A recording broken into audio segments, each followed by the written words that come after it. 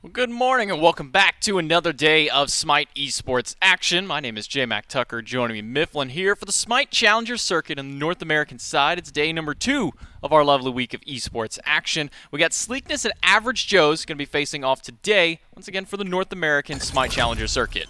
Yeah, I'm pumped for this one. There's a lot of names that you should know and maybe some names you don't know, but you're going to get to know throughout the course of the year. Talking about Sleekness, some of the big guys, Oath, Oceans, Nehu, been doing it here for a little while, but Dude Man Bro, a little bit of a newer name, and Chronic has been around for a little bit. Yeah, a little bit of a new one onto that one, as you said. Dude Man Bro, not too familiar with him over here into the SCC side of this. I think a couple of times maybe popped up over into the SOC, but taking a look at the standings here, you can see the Artisans and the Hoot sitting top of the charts there at number 1 seed. Right below them, Winter Dogs, and then Average Joe's, Sleekness, and Tiburones so far unsuccessful in getting a win in their first weeks of play, but this is week number 2. Now we can start seeing some shakeups here into the standings. Yeah, and I'm pumped in particular to watch Sleekness. This team should have veteran leadership inside of Oceans. This guy used to play at the SPL level inside of the ADC role, has recently kind of shifted his focus over towards support, and, well, he has got a similar playstyle, I would say, as Genetics. I would call Ocean's Genetics light because he likes playing the Terra. That Ymir is one of his best picks full stop. He'll go towards things like the Kepri. And then Chronic, the Soul Laner, has been on a tear recently. I'm not going to mince words. The Sun Wukong almost looks like it needs to be a ban. And Nehu is well over to the mid lane. This is his meta. Raijin has been one of his number 1 go-to gods in that mid lane. And what a better meta to play than right now with this Raijin. He's got some other gods thrown into there too. Merlin is in the god pool. We've seen him pulled out a couple times for pocket strat. I'm curious to see how his Tiamat or his Morgan Le Fay stacks up. That is, if those gods even get allowed to go through. Yeah, I'm sure they're going to be just fine, man. I mean, those are the 2 best mages in the game. I'm sure that he's going to be able to perform on them just all right. And, well, on the screen right now, you can see him playing the Tiamat, and it looks pretty good. Yeah, well, they're going to be going up against the Average Joes as well, and there's a little bit of a roster shakeup onto this one. Griff no longer the carry for the Average Joes in place. Tuba is going to be making his way onto the role here, as we do see that Griff is moving over to the Tiburones de Tijuana, so they're going to be getting a new ADC over in that way. But outside of that, it should be your constants, your favorites here. You still got Uzi out of the Soul Lane, Baroneri still out there tearing things up in mid, El Leon still inside of the jungle, and Promise holding it down over there on the side of the Soul Lane. So I think that this team should be able to win this one today, because I think they should be the favorites as well, as they are a little bit more tenured. But that said, both squads here today on winning so far. I mean, it is only week 2. Can't hold it to them too badly, but one of them has to come onto the board today. Yeah, when you come in with completely defeated, eventually somebody's got to walk out with a win onto this one. We'll see which of the 2 teams is able to do so. And I think I'm going to keep a lot of my eyes over into that solo lane with the Chronic and Uzi matchup. Uzi likes to play a little bit more out there considerably. He does still have his standards as to what the meta are, but he is one of the few players that brought Cthulhu back in when Cthulhu was basically unheard of for a while to it. So we'll see where these teams like to go towards. Picks and bans for game number 1 underway here, and it will be Sleekness getting the first pick for it. We'll see where they elect to go first. Yeah, it's been a little while since I've got to participate in this SCC broadcast, so I'm excited to see what the meta is really shaking out as. As I have watched, it seems like generally they like to stick with that standard stuff. Yamoja's likely not going to make her way through. Sometimes we'll see miraculously Tiamat makes her way, but I'm not expecting that here today. Instead, I'm thinking we might even see a couple of targeted bans over towards Sleekness. Generally, when Oceans plays, he's not allowed to play that Ymir. And typically when Uzi's playing, we do see this Athena as well. This is one of his favorite kind of He's so out weird. there solo lane ones, but it works for him so well, and that's why we see teams constantly ban this Athena when nobody else is playing Athena. It's not like she's one of the top Guardians, you got to take her out. It's pretty much just Uzi over on the side of the Average Joes that this one needs to be banned away from. I'm also very curious as to why we've seen so many Sylvanas picks and bans in the SCC in the last couple of weeks. I think we've seen 3 or 4 games played of him, and we even saw a couple of bans of him yesterday. Yeah, I couldn't tell you. Maybe it's the lane pressure. Maybe it's a little bit of that remnants of that console mentality. I mean, speaking of Uzi, he likes the Odin. Played that back in the console days. Athena, Nike. He's still sticking to those god pools that he's had for a couple of years now. But as there have been so many targeted bans in this first phase, a lot of value value is left on the table, and, well, Morgan Le Fay, not the least of that, first picked overall by Sleekness. Athena, Serket, and Odin band away on the side of Sleekness. Meanwhile, the Joes are going to get the Gilgamesh, the Sobek, and the Tiamat. Morgan Le Fay, first pick up there for Sleekness, so getting a premier mid laner on the board for Nehu. Can never be too upset about that one, but in response, Average Joes are able to pick up the Osiris, who's been having a little bit more flexibility when it was previously kind of just a jungle pick. Yeah, now can head over into the Soul lane. I mean, I'd argue that at the SCC level, you might even see it in support occasionally, but there's that Terra we were talking about just a little bit earlier. We know that Oceans loves this pick. Aggro has described Earthern Fury as the hit level 20, win the game by pressing 4 button, and it's kind of hard to argue against that, but here's the argument against it right here, J-Mac. Yamoja was still available. They could have just taken, like, the best Guardian? I'm not sure how the emoji even made it through it to this point. Just too many targeted bans. The Gilgamesh, a Sobek direct ban onto it. It's not like Sobek is the top pick Guardian right now to go into either support or solo. He's just kind of a god that exists right now, but he's a good god that exists at that one. So they take the Terra, give up the Emoja. In response, King Arthur on the side of Sleekness and the Average Joes able to pick up Merlin, so that way they can at least give Baroneri something comfortable in that mid lane. So far, Sleekness has drafted very good pressure inside of their side lanes. Yamoja generates some of the most pressure that you can get from a Guardian insofar as wave clear, and, well, King Arthur just has more abilities than the majority of the cast inside of Smite, so he's got a pretty good early game himself. This is going to leave Morgan Le Fay in a position to just free farm for the first 20 or so minutes. This is some very targeted bans towards Uzi. That's now 4 direct bans against Uzi. Poor guy. The Athena and the Odin earlier on, and now the Cthulhu and the Guan Yu also banned away from him. That's going to elect for Nike to come through to kind of round out the draft there.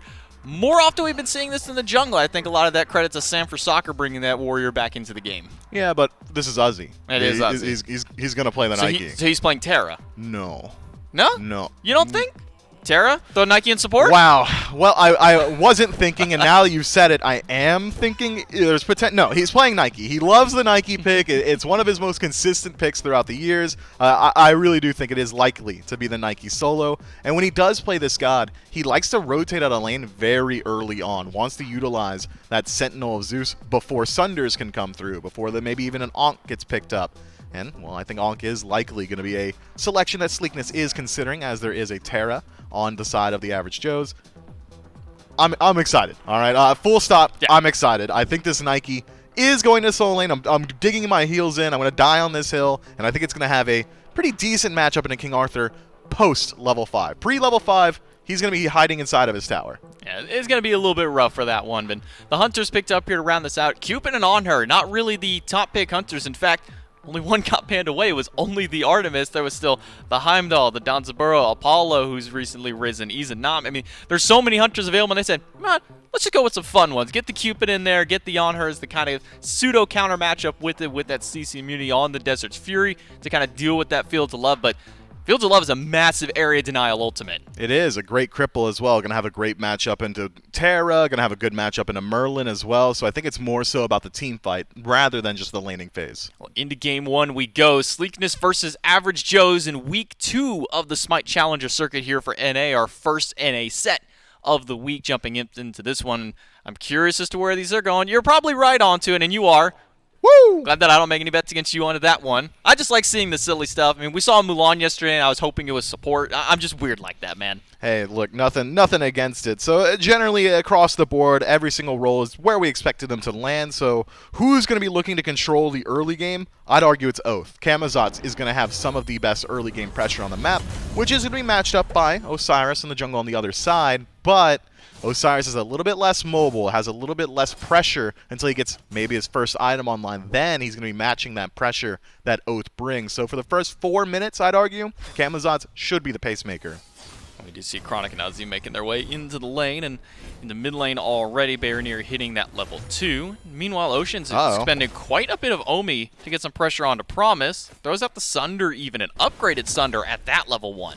And Oath forced back into lane as well. And the upgraded Sunder selection just makes perfect sense to me. He's worried about those Uzi rotations. He wants to be able to lock just about anyone down. If he's able to isolate Promise or even El Leon pre-5 with his own ultimate, well, they're just kind of stuck there, and they're stripping away defense, pretty strong inside of its own right as well. And with Cupid on your team, that means you drop the River's Rebuke, you drop the Riptide, anything you need to lock them down. Fields of Love is going to be there as well, and nobody's getting out of that one. Oh, one thing I forgot to warn you about, this was played pre-Benevolence nerf onto that one, so we may be seeing a few of those in this game. Already 4 of them picked up. I'm sorry, I should have warned you before we came on there, but I figured we'd surprise you here in game number 1 onto a Bifflin, but immediately we do see 4 Benevolence picked up into the duo lane. Not going to have one in the solo, at least on the side of Sleekness, nor for the junglers, as they've already picked up their Mannequin Scepters, but mid lane, no stop onto that one. Bayerneri's already gone back and picked up his. Meanwhile, Ocean's going to get a lot of pressure onto Tuba, force him under that tower. Yeah, but Tuba's just going to rely on this Terra healing for the entirety of this lane. But Leon hovering around. Chronic may have been in a little bit of trouble here, but it seems like Ozzy just not willing to participate. And you see Oath rotating as well. And he hears that Leon was on that side of the map, so giving that little bit of a tidbit over to Chronic to let him know, don't go crazy just yet. You are King Arthur, though. Level 4 now versus Ozzy. Hasn't hit that level 4 mark just yet. Should, though, on this next wave, assuming that he's been keeping up XP for XP on him. Keep your eyes on the sustain inside of this duo lane, J-Mac. I mean, dude, man, bro, 429. Still has 3 health potions, 2 multi-pots, and a emoji to keep him topped off, whereas Tuba, well, he's out of potions. It's just the Terra heals keeping him alive inside of this one. So every bit of poke that we see in the long lane going forward is relevant damage, especially considering what's spawning up or has already spawned, these purple buffs. This could be an opportunity for Sleekness to push their advantage. If I'm the average Joes, I'm looking at how fast can I get anti-heal online, because you have Oceans, you have Oath with perfect self-sustain. You also have Neu with that ultimate for self-sustain, and then you have a Cupid on top of all of that. So name of the game here that I'm looking at is not just win, but how many anti-heal items are you going to be picking up as the Joes? Yeah, and it should be a fair bit. I mean, I'd argue that Ankh is almost a must-buy inside of this game, as Promise does eat the Heart Bomb here. But pressure is low right now from Sleekness. There's not a lot of Omi on the board, so it's just Dude Man Bro acting as the originator of this aggression. It's a much slower pace than we're used to seeing inside of the SCC, and maybe Leon's here to rectify that. Well, he's looking for an opening here, but Dude Man Bro and Oceans have not stepped too far forward. Yeah, let's say that, but they're now up they walk there. up to their minions, and Elion's just waiting for the opportunity to strike. Ocean's about a little over half on his Omi. He's going to get a nice Riptide to slow down Leon, and instantly both walk through the double Riptide onto it. Ocean's just got enough up for that. Yeah, Leon, had he gone in immediately, I mean, they would have been a little bit further towards their own tower, but Oceans didn't have any Omi when he showed up. Had he gone in right then, those Riptides wouldn't have been an issue. Could have potentially tried to find the kill there, but instead waited a little bit longer, allowed Oceans to get that Omi back available to himself, and it's pretty hard to lock him down when you're only a level 4 Osiris. Double Riptide is a pretty great escape tool. It's really annoying to try and chase down. Dude, I hate it. Especially if you get caught in one of them by mistake thinking, oh, it's just one Riptide, I'm good, and then there are 3 Riptides further down the lane, and all of a sudden you're a mile away from them. You just don't know how anything happened. It's one of the worst abilities to get caught into. Dude, J-Mac, it's happening. Oh my goodness. Look at all the benevolence getting picked up. Ozzy's got one now. Bayerneri's got one. Nehu's out there as well. I mean, it's never been a worse time to be a jungler than this last patch. This is not the patch that we're playing in SPL, but unfortunately for junglers, they kind of need a little bit of sustain inside of their build. So Mannequin Scepter for the heal on jungle buffs, or even Bumba's Spear, kind of a must-buy in the jungle, which just locks you out of that great GPM that is afforded by this benevolence. Yeah, I mean, when this patch was the thing, it was Benevioli was the form you only onto it, and we're seeing 7 of them locked in here, and as we said, That's junglers can't pick theirs up. No Mannequin Scepter picked up for them. Bluestone on the side of Chronic. So luckily for us, it's only going to be the 7 that we're going to see for it. Ozzy going to take a big ultimate from Chronic. Rotation from Otzi. He's going to get the Sentinel of Zeus out, waiting out the leap. A nice stun from Chronic, and the Vampire Bats plus the Bat out of Hell will be more than enough damage to take down the solo laner. Ozzy falls for first blood. Dude, it feels so bad to be Ozzy. Oath doesn't even have like the greatest power spike right now, still sitting on that second tier of the maze tree, whereas Leon had already picked up the stone cutting sword, but doesn't really matter. Nike in the early game doesn't really generate a ton of threat. It's just that survivability, and well, it wasn't very survivable. That Sentinel of Zeus shield was removed immediately by what looked to be just Screech. I mean, that almost did about 60% of the shield. Well, this may be a rested Neu here. He goes up into the ultimate, and No further aggression under the tower. I'm a little surprised the Joes didn't go for a harder dive there, but they managed to get the beads and the ultimate out of the mid laner. Yeah, I think the Nehu is a little bit too healthy for them to stick around. That additional lifesteal you get inside of the ultimate from Morgan Le Fay just makes you not want to chase her too deep in there. I mean, it likely would have cost them at least 1 life, which would have made it really not that worth it for him. So Nehu just losing out on the beads for the next 2 minutes, that in its own right is a pretty big win. Now he's just an immobile mage who doesn't have his ultimate, so no CC immunity from that, and he doesn't have his beads. Dude Man and Ocean's teaming up to try and take down Tuba here. Riptide just off the mark, and a nice impale from Tuba. We'll make sure to push Dude Man away from him, but looking across onto the builds here, I mean, yeah, the Benevolence, that's the most prominent thing, but right now my eyes are on Ocean's with a Wingblade first item.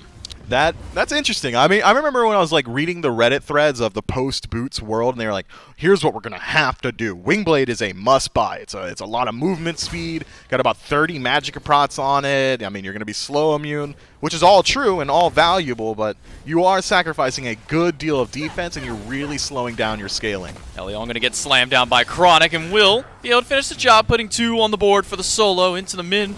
We did see the River's Rebuke expended. Promise going to take a lot of damage, but he'll be able to make it back to the safety of the tower. But continued aggression on that right side of the map, even going so far as to invade the back RBs. Yeah, it's so interesting considering there are better targets to shut down in the early game, but Uzi and Leon suffering right now from this aggression from Sleekness on the right-hand side. And well, it's kind of reflected in the towers, isn't it? Uzi's tower's on its last legs. I mean, one more death, one more push into it could likely remove it. That's a double-edged sword, though, this early in the game. If Sleekness does remove that Tier 1 tower, well, Uzi's going to freeze wave at his Tier 2, and it's not really too safe for even a King Arthur to step up that far.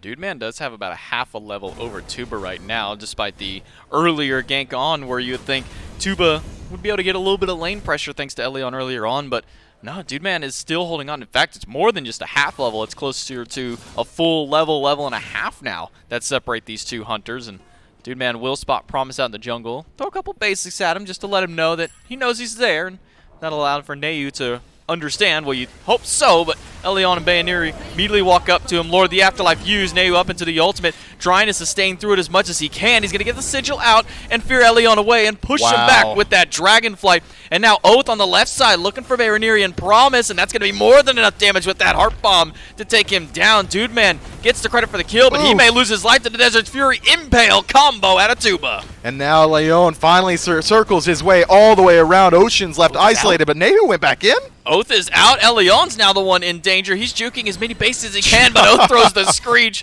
from downtown, able to pick him up, and now Ocean's going to push Promise and Tuba right back out of the fight. Yeah, no way Ocean's can pick up these kills on his own. Nehu actually plays that engagement really well. He holds on to every single bit of his CC as Ocean's maybe is able to isolate too, but no, not going to be the case. Sunder a little bit late. Promise should be able to get out of there, so I'm going to continue analyzing that fight. Nehu held on to all of his CC as he was getting dove onto by the Osiris, waits until that tether is just about to proc the stun and says, all right, now's my time. I can't avoid this stun. I'm Morgan Le Fay. I don't have mobility to get out of range of it, so instead drops the fear just in time to apply it right as the stun ticks through, which means that he's not taking any damage. They're both CC'd at the same time, and just as Leon comes out of that fear, starts to step his way forward, Dragonflights him straight into the rest of his team, and then immediately disengages. Good usage of Nehu's abilities, good patience as well, saves him his life.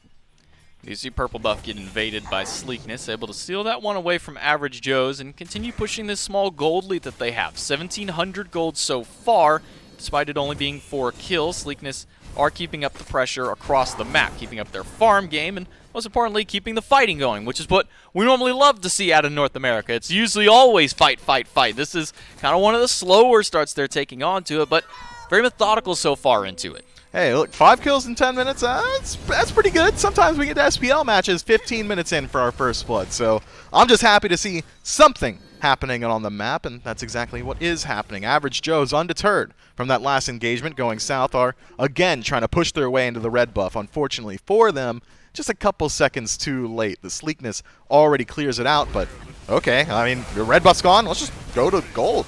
Gold Fury already down to half health, and they've got a Merlin in and on her to burn that one down. It'll go quickly over to the Joes to try and stem some of the bleeding in that gold lead. Now only about 1,000 gold.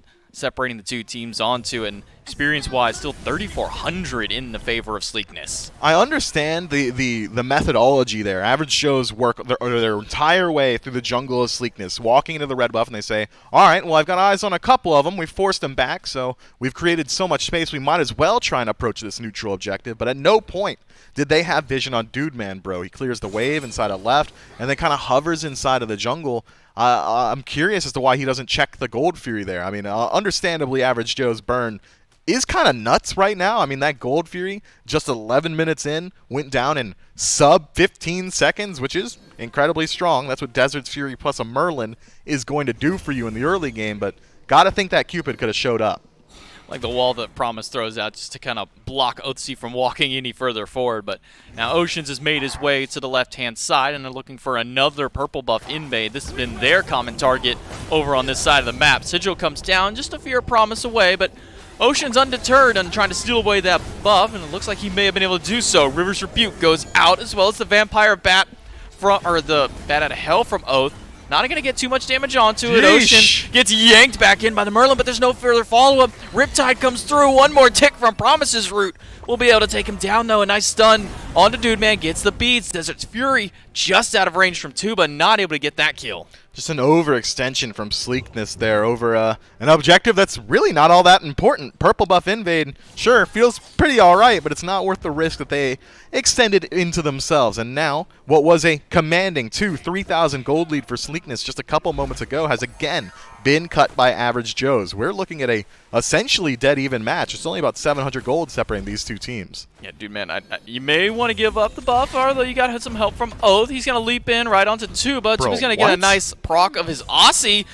Promise Wiz going to be the one who falls down. Rotation from Nate will make sure to secure that one, and they get a 2-kill swing, only losing out on their Hunter for it. Yeah, Dude Man, bro, thought, all right, I'm that guy. I'm going to do it myself. Oh, sticks around a little bit too long, but Baronary, slow on the abilities as Merlin is able to be avoided by Oath, just using that leap out of there. And again, that's another team just extending very deep for a exactly same buff, the purple buff. Maybe upset that they weren't able to confirm their own, or the Average Joes, step up against Sleekness and are able to at least pick up Dude Man, bro, thankfully, by Tuba, with just great usage of that Aussie passive, knowing that he can't walk away. If he turns his back, he's just dead. So instead, digs his heels in, sets up his flag, and says, I'm fighting you right here. And, well, Dude Man, bro, wasn't quite ready for it.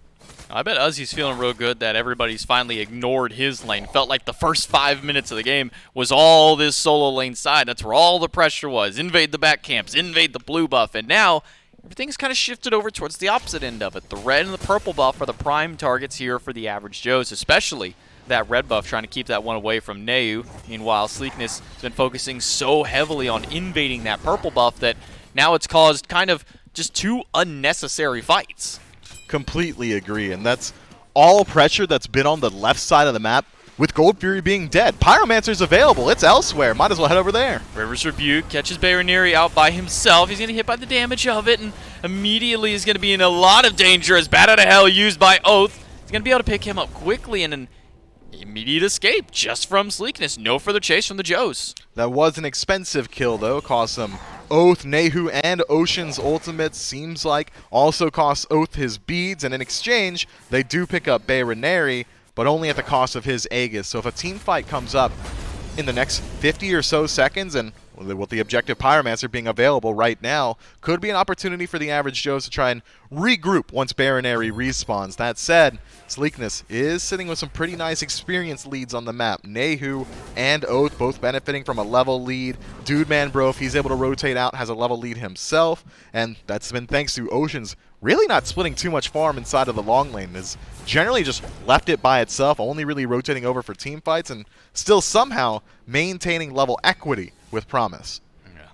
Oath going for a second item Transcendence, almost has that stacked up to 35 of its 50 so far, and then going in towards the Katana tree as well for a little bit of extra damage on top of that. So far just pure damage coming out of Oath in this Camazotz jungle. Flip side onto it, you do see Elion following similar suit onto it. You do see some attacks be built in with that Toxic Blade that we don't see too often. We don't. He wanted to slot anti-heal somewhere into his build. You'd think maybe Brawler's Beatstick, a better applicator, as Sickle is just up all the time. But if Leon thinks he's able to close gap and just be a chainsaw, I mean, can't do much better than Toxic Blade. starting up the Gold Fury yet again. Average Joe's looking at the Primal, but Chronic is going to be the one to blink in first. He'll go into the back line, and so will Promise, but Promise is not quite as healthy as his counterpart onto that one. Chronic going to rejoin the team. Uzi uses the Sentinel of Zeus to get a big health shield back. Uzi's still walking forward, and now so is Oath as he dives into the back line onto Tuba, and Oath picks up the double kill, taking him down. Chronic finds Uzi, and Oath is looking for more, forces the Lord of the Afterlife out of Elion, and the flicker out of Baroneri, but now he's stuck in the middle of the River's Rebuke. Gonna double kill for the solo laner on top. Man, Promise goes so deep inside of the engagement, instantly gets blown up, and the average Joe's saying, all right, we didn't need him. We're going to win this fight anyway. 4 versus 5, easy for the boys. No, it's not that easy for the boys. It was a great ultimate from Tuba. The Desert Fury does a ton of damage inside of that engagement. Still doesn't matter. And why is that? Because Oath is allowed to do whatever he wants, it seems like. Walks his way into the back line, 4-0-6 for the Camazotz on the side of Sleekness, and it's just raw damage output. The second anyone decides to look at him, eventually, Average Joes do decide, all right, we have to address this Camazotz, removes himself from the playfield with Bat Out of Hell, and just keeps that engagement going. Great positioning from the Camazotz, completely routes that team fight. Average Joes need to address him earlier on, be it through vision on the map, you can pick up some wards and make sure he isn't just walking his way into your backline, or target selection. You can't have Promise going deep onto Nehu. I know it's a valuable target. It's a very juicy target in Morgan Le Fay because she is so immobile, but with her being so far away from the rest of your team, got to think there are better targets out there, and well, it's likely the Camazotz. It's already surrounded by 4. We do see on the back end of that fight, the Primal Fury does fall down to Sleekness, as well as the Tier 1 tower on the left-hand side, but Sleekness aren't done with the fighting just yet. Oh, he's squishy. Forced into the Bat Out of Hell, but I think he's more than happy with trading that one out as they get well over half of Baroneri's health bar. Now you're going to go into the ultimate. Not enough damage onto him, but a Dragonfly pushes 2 people away. It gets expended just because of the stun on top. Now Promise is the one in danger. He's going to be forced to run because Oath never left, and Nehu able to turn that one around. A big heal onto the jungler keeps him nice and healthy. Yeah, Nehu is an issue now as well. 3 levels up on his contemporary Baroneri. It's just so tough for anyone to dive him. And Uzi, where'd you go, buddy? I wasn't even expecting you to get dropped that low. I'd have given it back to J-Mac to cast it, but unfortunately, he's just dying.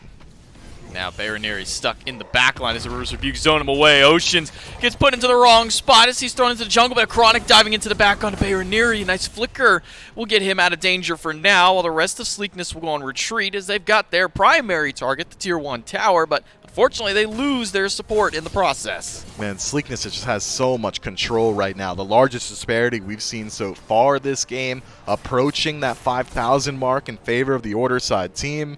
It's ridiculous, and we've seen now what the answer is from Average Joes. They think, okay, well, we've got great divers. Osiris can close gap, Nike can close gap. We'll just jump on this Morgan Le Fay, but Dragonflight stops him. Fields of Love on top of that. Oath does have that ultimate, but doesn't like to dive into the tower. So Fields of Love in an extra little bit. We'll make sure to take down Elion. He'll fall for the 3rd time this game. Well, surprising to see Elion fall so often. I feel like I don't even really see him in the fights that much.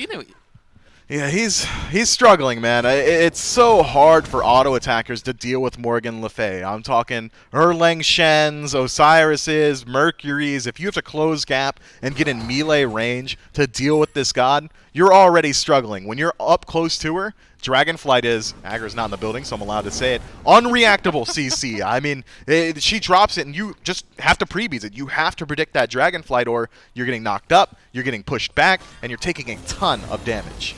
Onto the Fire Giant. Sleekness begins their onslaught, already down to half health. Uzi, the only one in the area to try and stop this when he does have his ultimate available. He can leap in at any moment that he needs to. Fire Giant very low, and he's not even going to take the opportunity to go in. Chronic able to push him away. Riptide throws Uzi back. Sentinel of Zeus will make sure to keep him healthy with that giant shield he had available to him. And now Oath diving into the backline, but he's all alone. Has the Bat Out of Hell, if need be, to get out of danger, and he will use it in response to Elion's. Fire Giant on 5 members of Sleekness. All they have to do now is make sure they get out of there safely. Uzi was going to attempt to jump in, but great usage of Chronic's weaker version of the ultimate. Just the stun from King Arthur was just in time to make sure that Uzi loses out on that opportunity. And now Fire Giant HP 5 keeping them topped up. Cupid doing the exact same thing. Yamoja also healing up the boys means that Sleekness are ready. They don't need to go back to base. Let's just go ahead and siege now.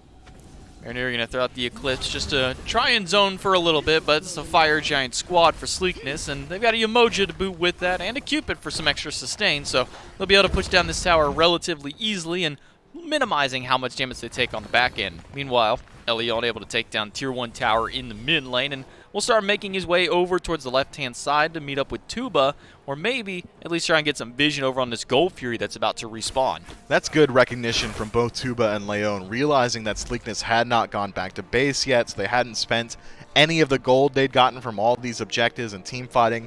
Means that there's likely a very low chance that they attempt, Sleekness that is, to siege this Phoenix, giving Leon some time to check out the jungle, maybe look for some invades, get vision on these neutral objectives, and potentially take it if they become available. Unfortunately for him, just a couple seconds too early on the rotation for Gold Fury itself, but by that same note, the average Joes do a great job pushing out this long lane. That minion wave now all the way towards the center of the lane means they've effectively bought themselves about 15 seconds or so of just burning away that Fire Giant buff while Sleekness is working their way forward.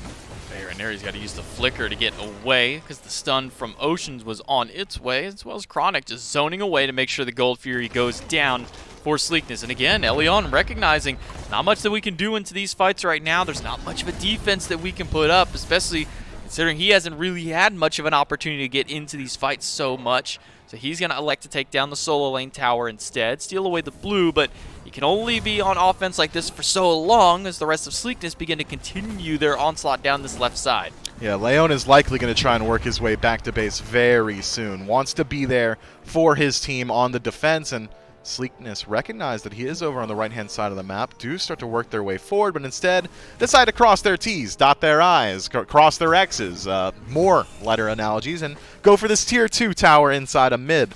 That does kind of irk Leon, I'm sure. Had he realized this was going to happen, would have likely liked to stick around and push out that Tier 2 on the right-hand side. But that said, Sleekness are using a lot of their Fire Giant time, and they already have such a massive lead. 9,000 gold, by the way. Fire Giant as well for another minute or so.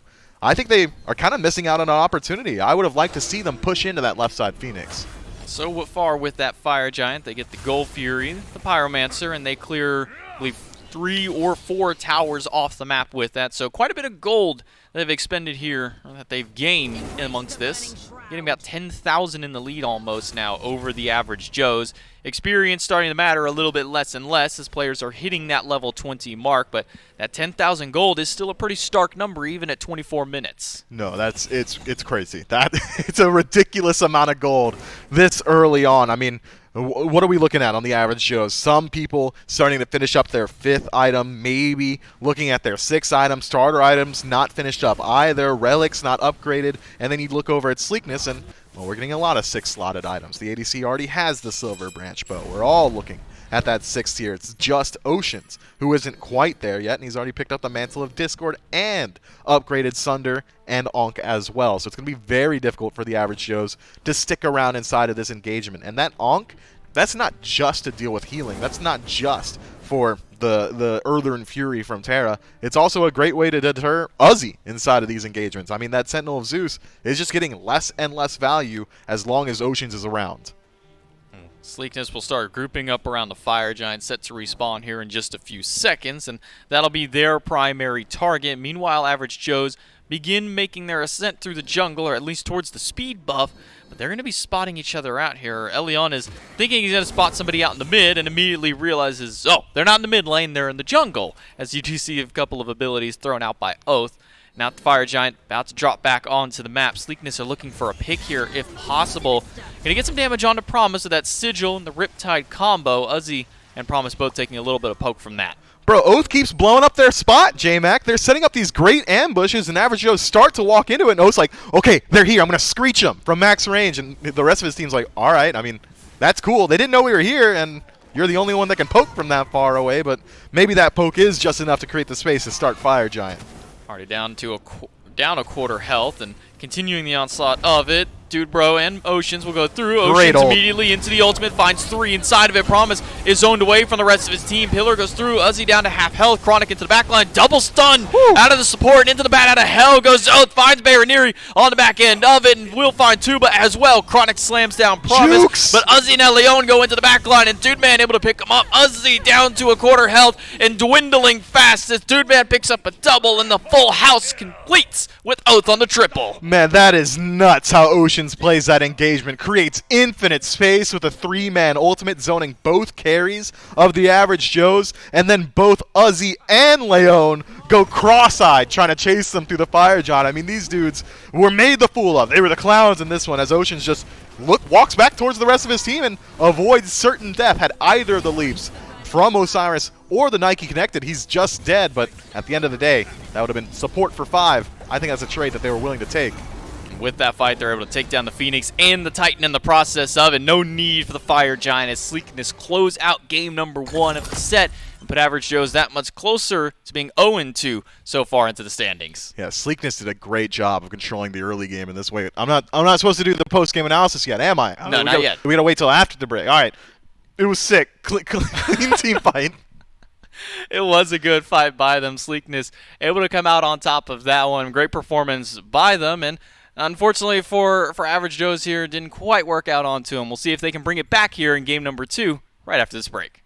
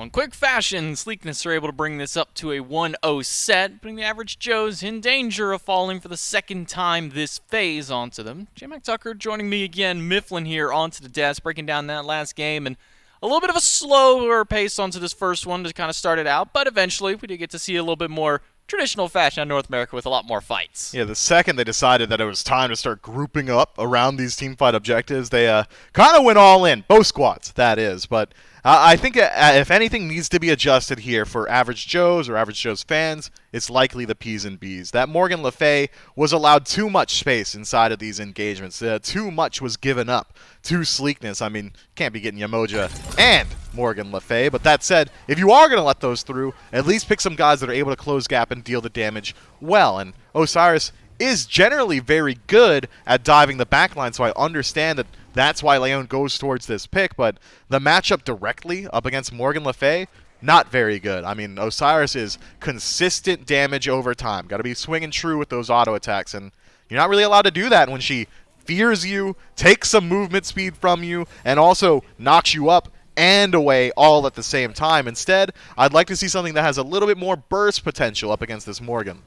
And Osiris didn't really seem to pan out there for Elion, didn't have quite the performance onto it. Uzi as well, kind of sitting low on the charts, not just for player damage, but just overall. It kind of felt like Uzi wasn't able to make that same level of impact on this Nike that we've seen on some of his other gods. Maybe in this picks and bans, we see them try and prioritize an Uzi god a little bit earlier on, so it doesn't have to dig so deep into the god pool. I mean, we saw 4 bans and then also a King Arthur pick before he was even able to get to that god. Yeah, Uzi was effectively hamstrung in the early game by that gank from Oath. Just really slowed him down. Was already in a lane matchup that should favor the King Arthur as well. So King Arthur with a 1.5 level lead, obviously going to be able to put a little bit of a hamper on what Uzi's looking to do inside of the game. So I'm not so sure that the Nike in and of herself is an issue. I think that's a great pickup if you're just looking to disrupt the backline and be survivable, but have to survive that early game and make sure you come through with just a little bit more equity. And I think you may have hit the nail on the head earlier on. Just get rid of this Morgan Le Fay. It seemed to be their biggest problem. They could never close the gap onto it. We'll see what they like to do this time around. Picks and bans for game number 2. We'll see if any major adjustments are made, aside from Joe's now having the ability to first pick this time around. You know, I would almost argue that getting rid of Oath's Camazons might be something worth doing as well. I mean, that guy was having a really good match, just always inside the enemy backline, always finding just some sort of way to act as that solo agent to pull away attention, and then the second somebody decides to look at him, oh hey, joke's on you, I'm literally a bat out of hell, I'm just not, you can't hit me, good luck. But I'm hitting you though, and well, that's pretty hard to deal with when he's 3-4 levels up in the late game. Also, maybe just don't give them Yamoja as well. That might also be a good idea, which they go with here into the bans. You get the Osiris, the Morgan Le Fay as well, and the Yamoja onto that one, so making a lot of adaptation. We won't see Morgan Le Fay or Tiamat, though, as Sleekness does ban that one away, as well as, again, going for this Athena target, banning Uzi out onto this Guardian yet again. Not even to say that this can't go support. This is just a fun Uzi god. Like, this is a god that Uzi likes playing because of what you said in game number 1. He loves to be able to rotate out of the team fights before any other person has the ability to do so. And this is another pick that Uzi has loved throughout the years. I mean, Odin has been synonymous with Uzi since like 2015, back in the Smite console league. But there's still a lot of power picks available. I mean, when I saw the bans as they are, I thought to myself, surely we're looking at Gilgamesh getting locked in or something like that. Winds of Shamash, such a great tool. And Kakulin, good answer. Not really showing your cards too much. He is a great soul laner. Merlin, I would argue that should have been a Gilgamesh in my mind. Merlin is a contested pick here. Both mid laners love this god, but I'm going to keep saying his name, dude. He owns everything. If you read the lore, Gilgamesh is real strong, and the Joes answer my prayers. Yeah, they're going to go ahead and grab that Gilgamesh for their second pick. Again, surprising. Yeah, Merlin, great god for it, but there's other mages still available. Yeah, you can have them pick one, and then you get the opposite onto it. So I am surprised they let that Gilgamesh go through. So we'll be calling Merlin on one side. Meanwhile, the Gilgamesh Raijin locked in on the side of the Joes, and that leaves Sleekness their final option here before they go into the next round of bans. Maybe before they get in what? Okay, never mind. They got it before I could even ask the question. Da Chi very early on in this draft. I was expecting like a priority hunter selection. Right? Like, take a peek at the top of the board. The What has Artemis? been a consistent ban? I mean, that is a top pick in the SPL. Artemis Yeah. is ridiculous right now. I know we haven't had an opportunity to talk about it too much because she's so consistently banned. So fans at home, if you're playing your ranked games and Artemis is available, she has great early game. Vengeful Assault had a massive buff in Season 8. She's now slow immune and gets movement speed and a ton of attack speed. The bow build is crazy with her because Silver Branch synergizes so well. Caledonian Boar got an AI buff. You can aim it now. Artemis is crazy. This god is nuts. You should start picking it. And They didn't ban it? Okay, well then, yeah, they should pick it here. No. That's Fafnir. Okay, How no. did Fafnir get this far through? SCC's wild. It's a wild place out here, Mifflin. Sometimes I comes into these picks and bans, I just look and go, all right, what nonsensical fun are we going to see today? And, well, we see a third pick Dodgy out of Sleekness here. We're on to the flip side. We see Chiron? 4 bans. What is Chiron? Like, okay, Chiron we've been seeing play. That's not entirely he's good. surprising, but Artemis is still available. What are teams doing? Artemis, Danzaburo, Heimdall, all picks Thor? that have been very popular. You know what? I like Thor, Okay. actually. I think Okay. Thor's kind of slept on, but It's Elion, too. this draft from the Joes, in its own right, incredibly strong. Could have had an Artemis. Could have been. Could have, think should have, they would have. pick it. But totally fine. They still have great team fight presence. The AoE lockdown is good. Ring of Spears, great tool. Winds of Shamash, essentially just another Ring of Spears. I mean, they are locking down these jungle fights. Survivability from Chiron, the Centaurus, giving him death immunity, means that you can leave him alone in the backline and just have him fend for himself. And, well, Thor can act as initiator as well with the Anvil of Dawn. I think the average Joes come ahead with a much better draft here in Game 2, and perhaps even a vastly superior draft to the enemy's team. Sleekness has a high execution composition here. It's generally up to the Daji to do the majority of the beads burning, as Fafnir is single target CC, as is Danzaburo. You're not really beadsing the Cucullin too often either, which means that the Powwow is going to struggle to get value in its own, but is going to be a great tool just to make sure that when Fafnir does find those hammers, that kind of keeps them stunned for a while. Okay, they're trolling us here. Like, Artemis not banned. 10 bans, no Artemis. I don't get it. 10 picks, no They Artemis. just- they must not like it. Did they just gentlemen's agreement and say, you know what? We don't want anybody having don't pick Artemis this game. We won't pick it. Promise, pinky swear onto it. Maybe that's how it goes through. But Danzaburo, the final pick onto it. Game number 2, Average Joes and Sleekness going up into this one. Again, J-Mac and Mifflin joining us on the Spectator. Forgot to mention last game how rude of me and how inconsiderate. Doug, yet again on our Spectator for this one. Going to be bringing us all the action onto it. But look, now normally I would agree with you. I think Thor is a little slept on.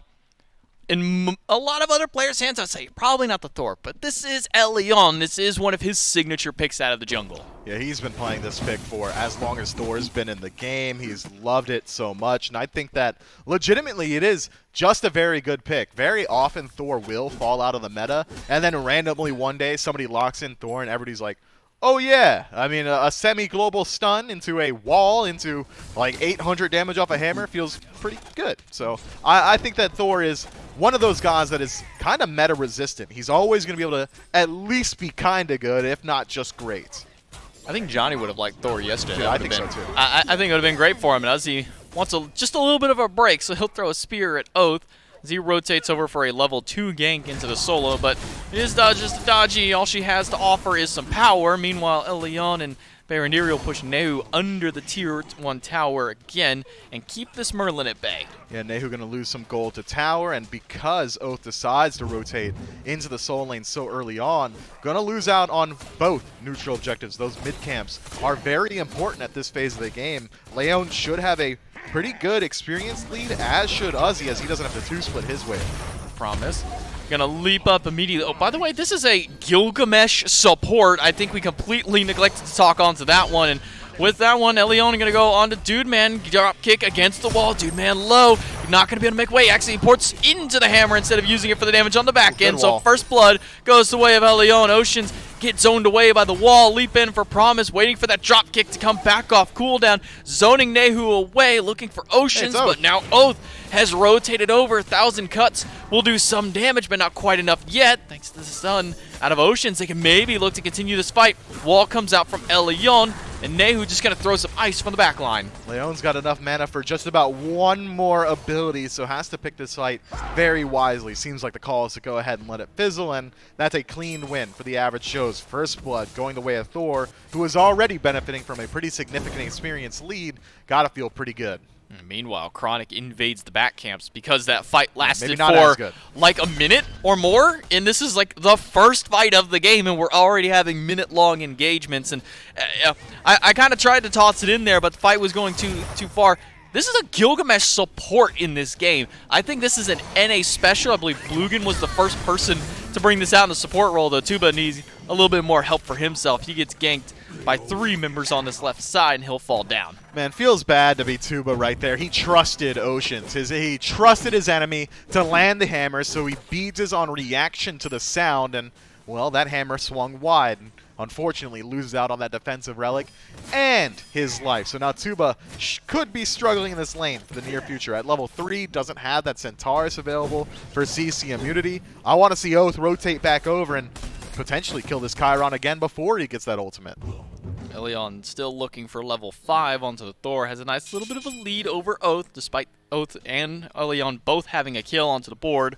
Promise looking for an invade on the purple buff. This has been such a hot topic for these teams, as they really just love going for these purple invades. Yeah, if you harken back to the beginning of Season 8 or the tail end of Season 7, the Renegades / Olympus Bolts would always hinge their games off of these purple buff invades. They love the pressure that it affords you, gives you complete control of the long lane, and if you control the long lane, you control the Gold Fury, and those who control the gold control the game. So I understand this emphasis, but it is interesting to see the average Joe so willing to play aggressive there, considering all that utility lost from Tuba. Drop kick onto Dude Man, pushes him away, and the ultimate from Baroniri will be sure to secure the kill onto. It's a second one on the board now for the Joes. Oceans walking forward and is intimidating them more than anything. Elion gets a nice stun onto one, but he's still going to fall to the damage of Oath on the bottom end of it.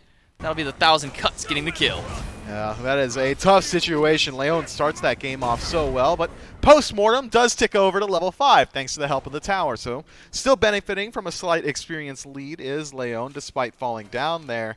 But you really want this Thor to be the pace setter at this point of the game. And now that he has his ultimate, I'm expecting him to get involved very early on in these side lanes. Likely the duo, as it's pretty hard to deal with a Kakalin. Dude Man comes back to a mighty wave that's been saved here by Oceans. It looked like about 7 or 8 archers saved there for him. So because of that, he'll be able to tick over into level 5 before Tuba will. Be able to have just a little bit of extra pressure now having that rocket. But Promise finds him out. He's going to leap in immediately at the heroic leap and not figure out which leaf it is. It'll be Tuba who finds the correct leaf onto that one. Will put about half of Dude Man Bro's health gone. Yeah, Dude Man Bro is going to be very weak in this lane, and Tuba going for the Transcendent start means that he's going to be scaling incredibly well insofar as abilities, so he's not going to be looking to auto-attack trade up against this Danzaburo just about ever, which is a good strategy. Danzaburo also has that auto-attack mitigation in that third ability, meaning that really all Tuba has to do is land one auto, get that second ability to slow, use the training exercise, and then rinse, repeat as it comes back up, and that should be able to control the lane, but Sleekness not happy with that pace. Dude assigned him maybe rotate over, think better of it, head over to the Greater Scorpion. Instead, Oath is going to be the one to take that one, and Elion going to put some poke onto Oceans, though the Scorpion does fall for Sleekness. Hammer comes through, quite a bit of damage with the Raiju percussive combo. Now Baroniri gets stunned and sundered, but into the sky and onto the ground goes Elion, able to help pick up Oath. Into the Draconic form goes Oceans, but the ult from Baroniri is keeping him CC'd long enough to take him down, and it'll be Tuba picking up the double kill for the Joes. Man, that was great target selection from Elion, realizing that Oceans was hoping or thinking that he was going to get dunked, and Oath wasn't even considering himself under threat there. So the Dragon Transformation was used by Oceans to avoid the Anvil of Dawn, but dude wasn't the target. He wasn't worried about it at all. It's actually Oath who is under all that threat, and then once he comes through the Draconic Corruption, well, the damage does hit everybody, but it doesn't super matter because the chain CC was just a little bit too clean. Average Joes completely controlling the pace here in Game 2, have only really established about 500 gold in their favor, but experience maybe a slightly different story. 1 level in the jungle, 1 level in ADC, supports generally equalized. No, experience also pretty even. I take it back. Sleekness are still in this one. They're doing just fine onto it, and look at the amount of respect that the average Joes have shown towards this heavier, well, more single CC comp that's coming out of it. 5 sets of purification beads picked up, primarily just to deal with Oath on this Daji. Yeah, that's a real tilter for Oath, honestly, and all those beads still being up kind of indicates the pace of this one. I mean, it's just up to Oath, and we haven't seen a powwow just yet. Best case scenario, Oath goes into a team fight, presses his 4 key, and then burns like 3 sets of beads. I mean, that is just about the best case scenario for them, and hopefully able to get involved again and utilize those cooldowns being down. But this first fight, I think that Sleekness needs to approach it realizing that their goal is not to win the engagement itself, it's just to get rid of some of these defensive resources. Still ultimates online across the board for it, though, so even if he does manage to get 2-3 people with that powwow, Leon can respond with the ultimate, or maybe not if he's going to be the one to go in. He'll dive in on top of Nehu, but a quick flicker will make sure to get him out. Ult drops in from the support, but it's just to zone Nehu away. Elion gets a big wall, but Oath gets a big kill, taking down Promise. Double stun onto Baroneri. That's going to get him out of there, at least for the time being, as the Sunder is expended. Oceans falls low, but Chronic dives into the backline, gets the ultimate out of the mid laner. Cage drops down. Chronic doesn't have a way out until the team breaks down the back walls for him, up into the powwow, but he doesn't find anybody with that ultimate.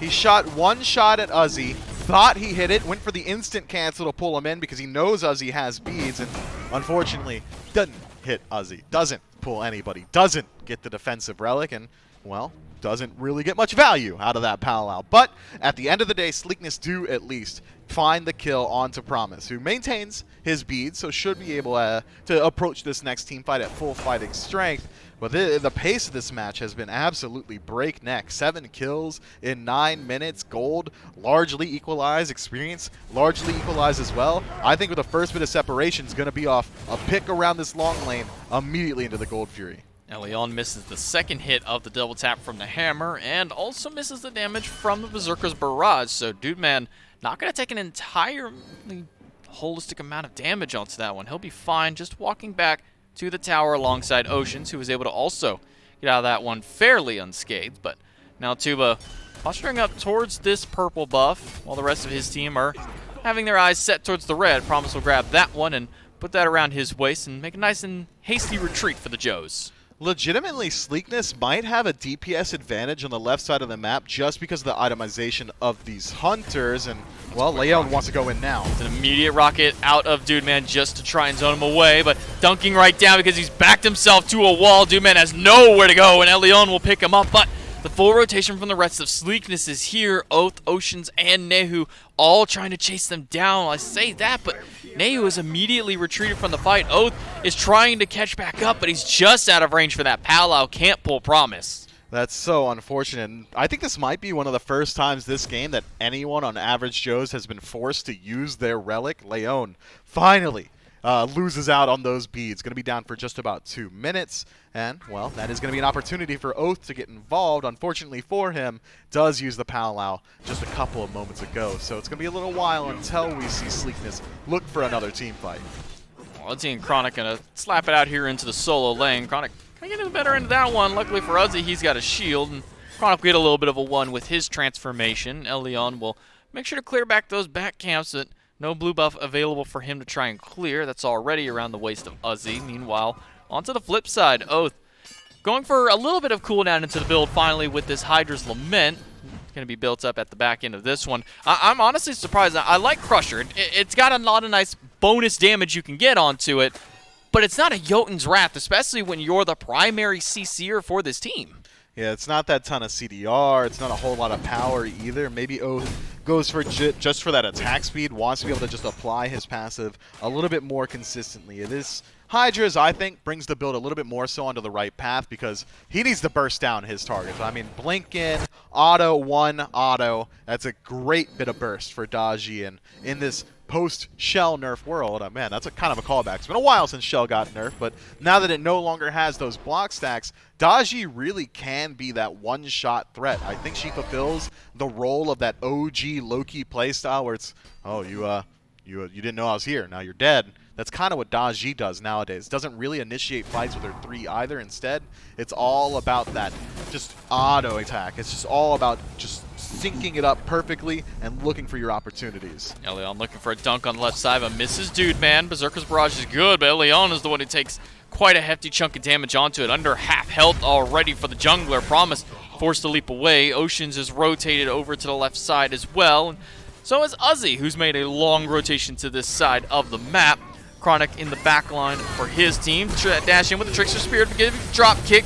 Will go through. Uzi's going to be forced to use his beads for the first time. Promise will come out unscathed as well as he uses his purification beads. Dude Man pushed against the wall. Uzi still on the chase, immediately stunned out, but Thunder crash in from Baroniri gets a double kill, and Oath is going to fall down into the back line. It's going to be a matter of who gets it. It'll be Elion with the hammer. Gotta win your ones if you're taking them. Oath steps up to Tuba, gets slammed for it. Now Average Joes have a huge advantage on the map. 5 versus 2. Nehu and Chronic still alive and healthy. Could maybe hamper this Gold Fury attempt, but they're going to have to get there quickly, and Leon playing goaltender. Nehu's going to go in aggressively, manages to pick up Uzi in the process, delaying the Gold Fury for a little while and trying his best to get even more damage off. Gets quite a bit for it. Chronic is still sitting around. Maybe he can delay this Fury, or maybe he can just take this one away. Leap in by Promise. Going to go in. Average Joes get the Fury. And for now, they manage to get out of danger and will pick up Chronic in the back. That was dangerous role allocation there from Average Joes. Their mage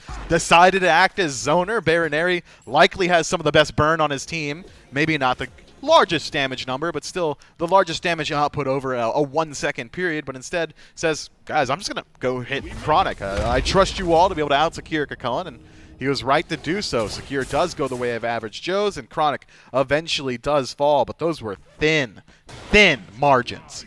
This is now the second game. I didn't really bring it up in game number 1, but I'm seeing it a second time here. Ocean's going for this Jade Emperor's Crown out of the support role. I feel like we've never seen this item this season, or at least very sparingly seen this item throughout.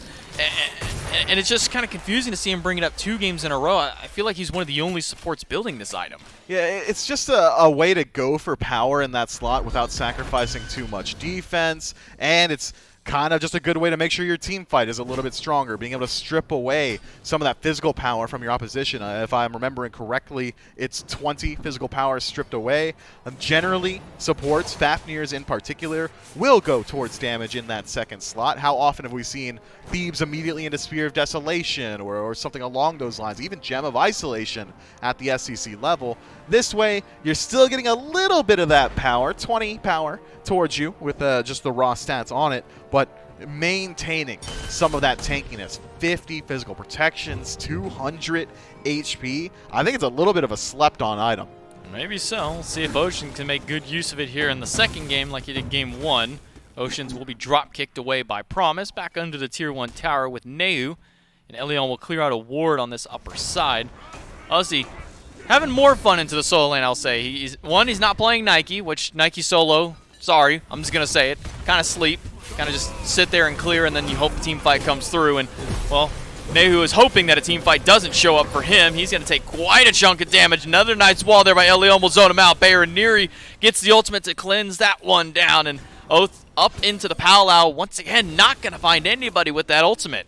Nehu just so greedy, didn't want to use his beads, and got locked down by the winds of Shamash. Had he used it just a little bit sooner, would have saved his life. Oceans takes a little bit of poke, and Tier 1 tower under siege by the Average Joes. They'll clean that one up very quickly and add 500 more gold to their lead, now spiraling closer to 4,000 gold, or a little over 4,500. Now once this Pyromancer goes down, that'll put that closer to that 5,000 gold lead, sitting now 7,000 experience as well in the lead.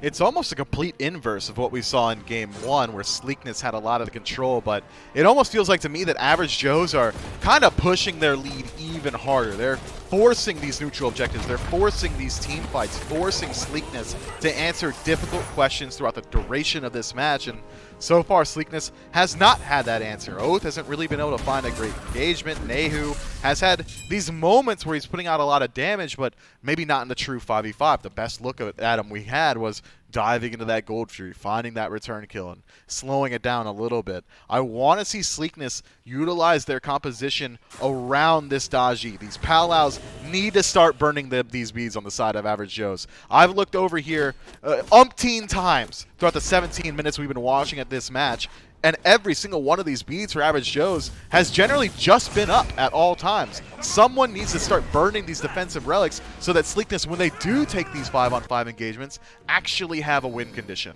I don't even care if he burns the beads. I just want to see Oath hit somebody with this Pow Lao. He's only gotten, I think, He got 2 Uzi. times. He got Uzi's beads, and he got Promise's beads. Those are the only Did he two get Promise's beads? He got Promise's beads Okay. over at the little harpy fight there, but that's the only time that he's hit, and therefore it's the only time that he's burned a set of beads. And aside from Elion, who's now expended his in the midst of a fight over at this red buff, and one time earlier on, the only other time that we've seen the beads burned was when early game. What's that? Yeah, there was like Tuba, like level 2. He burned his beads, so that's 4. Okay. And then Oceans burned one by missing Hammer, but making Tuba think he was going to hit it over in the duo lane. Yeah, that was the one that was early. Okay. So we've seen 4 sets of beads burn. I think this actually makes 5 it 5. now. This makes 5 with Elion's current one. We're 18 minutes in the game. They've only used beads 5 times. That's nuts. And there's 5 people with it. So they've effectively only burned one entire set of beads in 18 minutes. yeah, 2 of them were Leon, actually. So Yeah. Somebody on this team hasn't used beads yet. Is it Baronary? Has he just always had his beads? Baronary has always had his beads up. He's the only one. The mid laner has That's not nuts. used his beads against a Dodgy and a Fafnir. Well, all his efforts from Baronary to maintain that relic might find a good bit of success here around this team fight as Primal Fury has respawned, but it is Sleekness there first and in numbers. 4 members already grouped up, but immediately starts to fizzle as Average Joe's were able to confirm those oracles, so that vision just makes it a little bit more difficult for Sleekness to step in. 4-1-4 on Elion, 4-0-4 on Baroniri. 8 kills of the 11 just in that 2-man combo. And Oceans loses over half his health and even more. Uzi dives in to the backline, gets stunned out by the hammer. Throws out the Eclipse from Neu, who's going to put him down half. The Gorge will make sure to taunt him back in with those alluring spirits. Chronic gets pushed up against the wall. Elion into the backline, finds 3 with that ultimate, and is able to pick up Dude Man in the process of it. Tuba falls down, or Tuba takes down Oath and forces Neu and Chronic back once again. Hey, J-Mac, no beads got used. Not a single beads on the side of Average Joe's. Well, it's on the Average Joe's side. The other side, they don't have any beads left. Didn't help them too much as 3 of them are dead in exchange for Baronary, but Average Joe's trading their mid laner for 3 kills and a Primal Fury. Yeah, they're feeling pretty good about it. 7,000 gold in favor of the Order side team, and already starting to work their way over towards the Fire Giant. We've got 10 seconds left on the Jungler and Hunter on the side of Sleekness, which, well, that's a large bit of time. I don't think they can even rotate in quick enough. It's all up to Chronic to put up the defense when he's immediately spotted out. Chronic gonna get stunned out and leapt twice there. Once Yikes. by Promise, once by Uzi, and now he'll use the Phantom for himself, but it's too little too late as he gets drop kicked against the wall and dropped by Uzi, sending him back to the fountain the quick way. Yeah, so Chronic high-fives his boys on the way to the Shadow Realm as they respawn. Oath and Dude Man Bro now back, so could put up a defense around this Fire Giant. Worth noting, the Average Joes have not gone back to base yet. They've won 2 fights in a row now, picked up a Primal Fury, and then immediately sauntered over to this Fire Giant. So that's a lot of gold lead that isn't being used quite yet. This could be an opportunity for Sleekness No response. to go farm their own buffs. That's what they're going to do. Big prediction, and I'm right. Fire Giant goes the way of Average Joe's. 5 members with it around their belt. I'm right now just in the Sleekness's minds. I'm just hearing, the fax noise machine just constantly buzzing because there's nothing going on. There's nothing running through their heads except That's toxic. farm this left side of the lane right now. I mean, look, they just gave up a Fire Giant for free. Chronic walked over and surely on his way to the Shadow Realm, he said, "Hey guys, They're on they're fire. at Fire Giant. hey guys, they're at Fire Giants. Is anybody gonna walk? No one. Okay."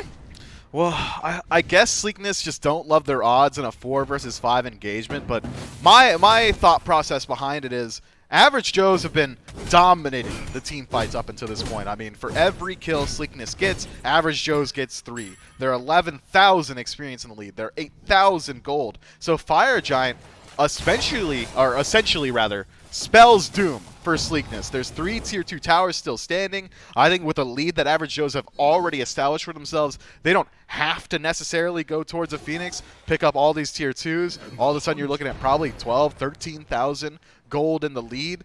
I just feel like Sleekness has to go for that risky play on the Fire Giant because What's the defense look like? Not great. Oh, Promise gets a blink drop kick onto 2. Cage drops down, and there's no Phantom for them to get out of it. They're just taking so much damage Good inside. dunk. Big dunk out of Ilion in the back, picks up a double kill, and Baroniri grabs one of his own. Now Chronic and Oath, the only ones left alive, and Oath is on the wrong side of the wall. He's just going to take the quick back to base instead. Phoenix goes down. Average Joe's, I thought they were going to push in there. Finally will, waiting for that minion wave to clear out. Now it's just Chronic and Oath onto the defense. Oath still has ultimate, but hasn't liked to use it yet. Promise is kicking him back away from the team fight, and Average Joe's, they're just walking into the Titan room. They're just going to grab that one with absolutely no problem. Finally, a big ultimate comes out of Oath, but it's too little too late. He burns 3 sets of beads in the end of it, but way too late in the process for that. Yo, if he was able to do that the whole time, I'd have loved to see it just earlier on in that game. And that speaks to my point again. If you're going to dig in your heels and defend your tier 2 tower up against 5 people with Fire Giant, why not just send your 4v5 at the Fire Giant? Use the objective itself as your unofficial 5th man because your Cucullin is dead, because he was actually checking the objective, instead of taking a fight 10,000 gold down, instead of taking a fight against 5 members with Fire Giant. It just feels like if you're going to go for the risky play either way, go for the one that's a little bit less risky, and that's the one that's on a neutral objective. The Average Joes are able to tie it up here in game number 2, and Mifflin, that means we get to go to a game number 3 to see who's going to close out this set. We're going to take it to a quick break. We'll be back right after this.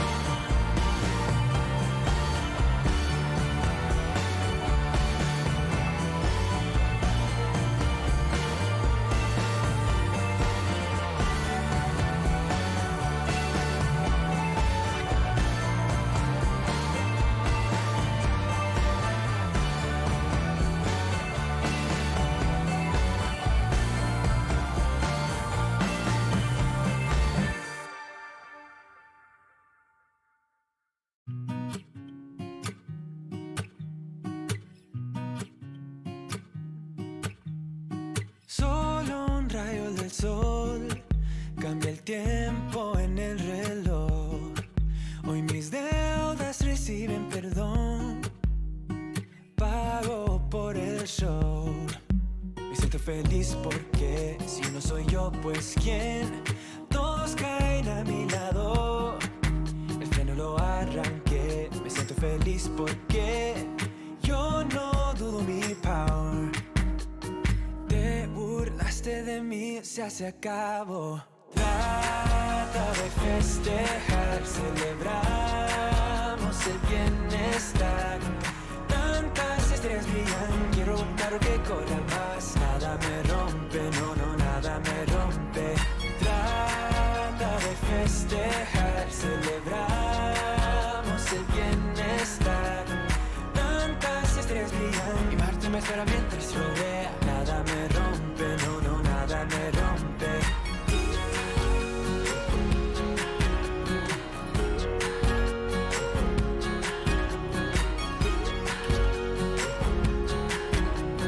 Tantas estrellas brillan, quiero un carro que corra más. Traigo un fin y después fumo un cabo del cigarette. Me pierdo en la ciudad, ha llegado mi tiempo ya. Voy a vivir porque si yo no soy yo, pues quién. Todos caen a mi lado, los menos los arranqué. Me siento feliz porque vivo mi vida centrado. Te burlaste de mí, se acabó. Trata de festejar, celebramos el bienestar. Tantas estrellas brillan, quiero un carro que corra más. Nada me rompe, no, no, nada me rompe. Trata de festejar, celebramos el bienestar.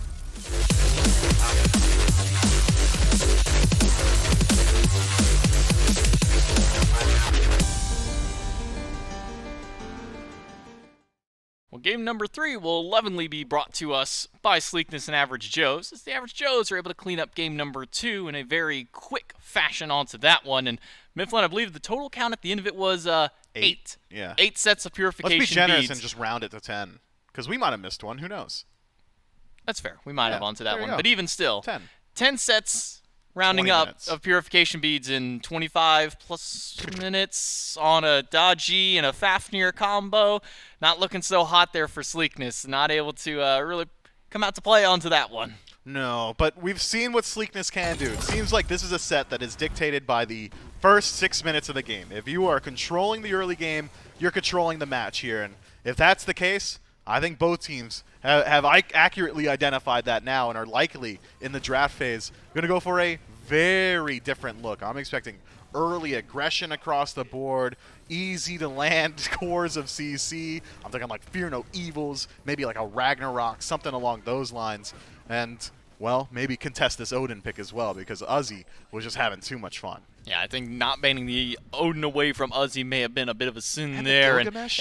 it's not something you can also just, you don't want to ban Elion's Thor, but he played really well on it in that game. Maybe might warrant a ban if he doesn't pick anything by second phase, but we'll see where they elect to go through with that one. As you see on the very end, tail end there, Elion picking up a nice double kill, finishing 8-1 to finish off his slash line, 5-1 for both the carry and the mid laner there, Baronary and Tuba tying up onto that one. I'm still thinking about the fact that Baron Ares somehow throughout the entire duration of that game only had to use beads once. That blows my mind. 15,000 damage from the Raijin outputted inside of that match. I'm excited, man. This has been a legitimately crazy set. I couldn't write it any differently because who's coming up with this stuff? It's not me. Props to Hindu. Wait, no, he just does SPL. No, he just does. I don't know who he delegates who is SCC in charge? to. Well, we're going to try and find out who's in charge of SCC because they got a very interesting script they're writing here. We're going to see what these two teams write up here for the picks and bans of game number 3. I've been informed by production. It's Jithan's apparently writing script God, for I hate that SCC. guy. If you're in chat, tell Jithan's happy birthday. That'll get It his is morning his going. birthday, yeah. That'll get his morning going. Happy birthday, Jithan's. From all of us here at production, us off to the desk as well. Picks and bans for game number 3. Sleekness back onto the first pick for it. And I like the targeted bans towards Uzi they've been making.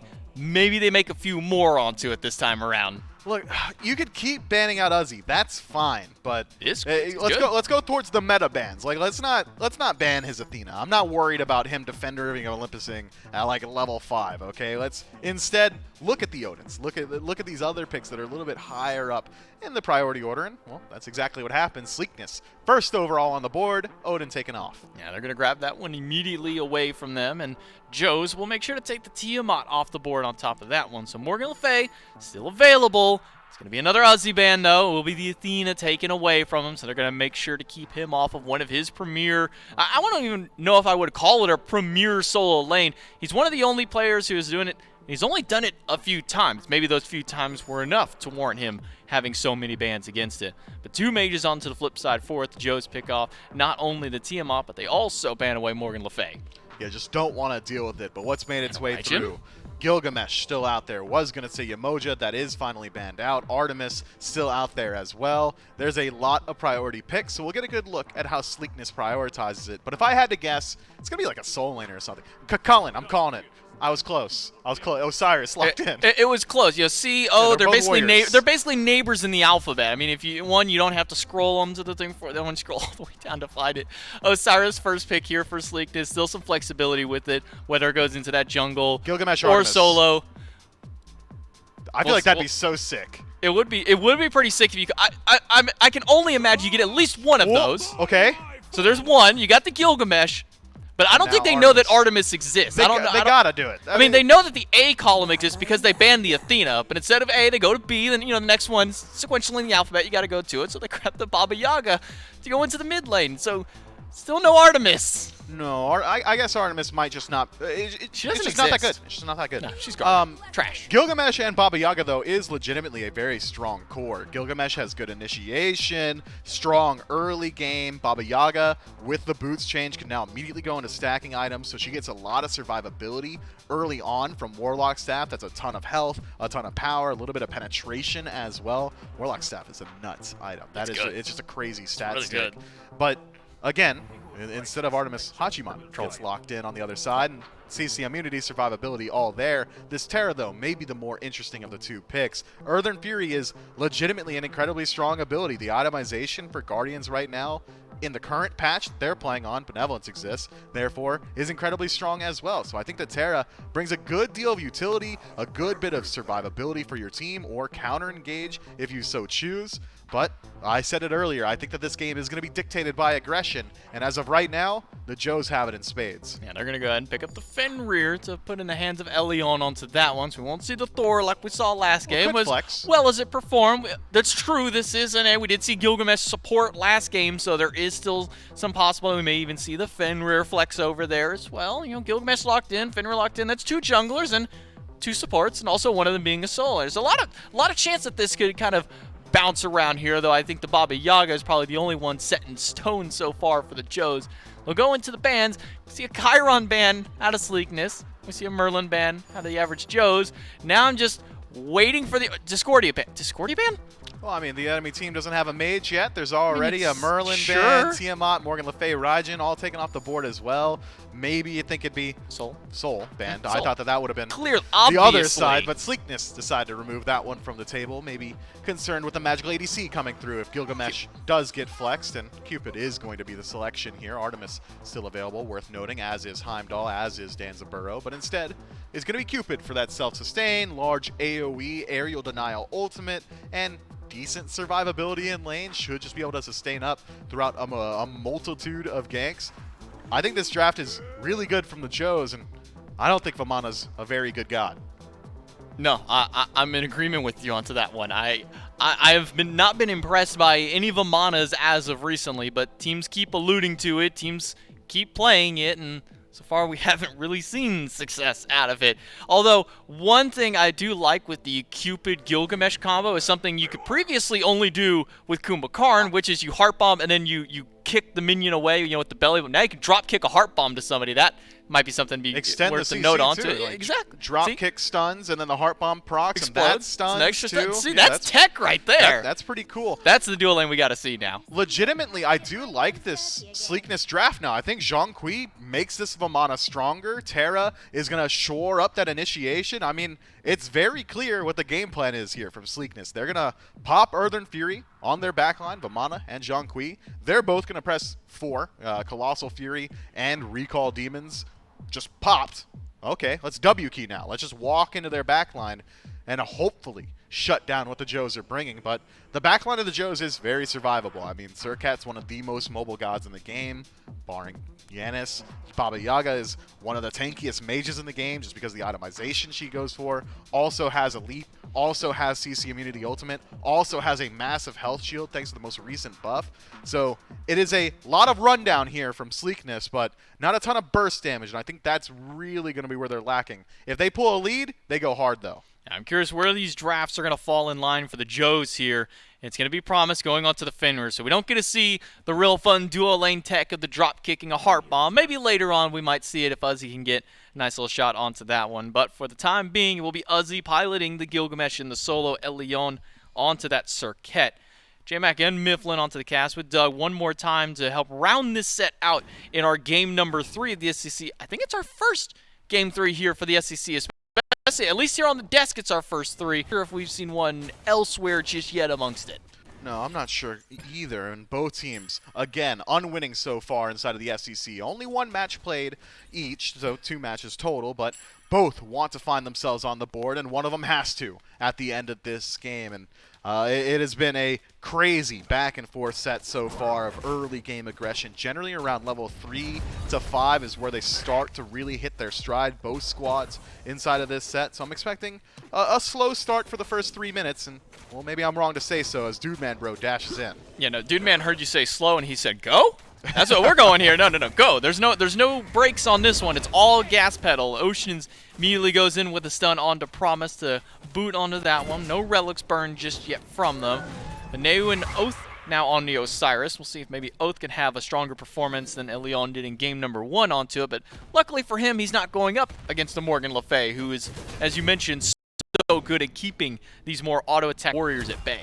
But it's a similar issue. Baronary's got a leap to avoid the Osiris, has got CC immunity in the ultimate, the knockback, the health shield. It's not the same extent as the knockback when knocked up from the Dragonflight is unreactable CC and on a second ability, but maybe hold that thought as Chronic in some trouble early. He gets drop kicked against the wall, but there's no further follow-up. Uzi and Elion not able to close out the kill on the Chronic. He'll be forced under the tower, lose a little bit of gold to it as well because those minions. The Chronic makes it out, and that's the big thing for him. Yeah, and Vamana is a great hyper farmer. I mean, he's laughing that he lived. I mean, anytime a soul laner gets ganked and survives, that is a win because they're not splitting farm.